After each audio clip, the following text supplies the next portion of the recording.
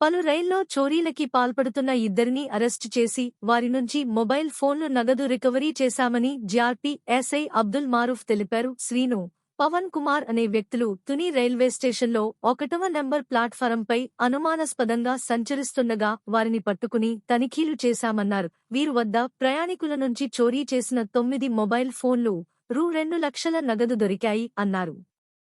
చెడు అలవాట్లు బానిసలై కదులుతున్న రైల్లో ప్రయాణికుల నుంచి దొంగతనాలు చేస్తున్నారు.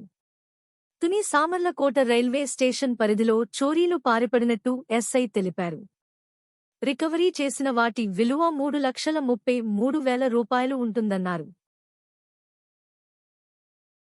జిఆర్పి క్రైమ్ సిబ్బంది మాకు వచ్చిన సమాచారం మేరకు తుని రైల్వే స్టేషన్ ప్లాట్ఫామ్ మీద వెళ్తుండగా అక్కడ ఒక ఇద్దరు అనుమానాస్పద వ్యక్తులను పట్టుకోవడం జరిగింది. వాళ్ళ పేర్లు కనుక్కోగా ఒక పేరు దత్తి శ్రీను, ఇతను బొబ్బిలి మరియు పవన్ కుమార్, ఇతను ప్రకాశం డిస్ట్రిక్ట్గా మేము గుర్తించాము. వీళ్ళ వద్ద కొన్ని ఫోన్లు మరియు కొత్త క్యాష్, కొన్ని వస్తువులను స్వాధీనపరుచుకున్నాము. వీటిని మేము చెక్ చేసుకోగా ఇది తునికి సంబంధించిన గవర్నమెంట్ రైల్వే పోలీసు కేసుల్లో కొన్ని వస్తువులు గాను మరియు సామర్లకోటకు సంబంధించిన కొన్ని కేసుల్లో వస్తువులు గాను గుర్తించాము. వీటి విలువ సుమారు 3,33,000 రూపాయలుగా ఉంటుంది. అయితే ఈరోజు వీళ్ళని ఆ యొక్క కేసుల్లో వీళ్ళ దగ్గర వాగ్మూలం తీసుకొని వీళ్ళకి రిమాండ్కి తరలిస్తున్నాము.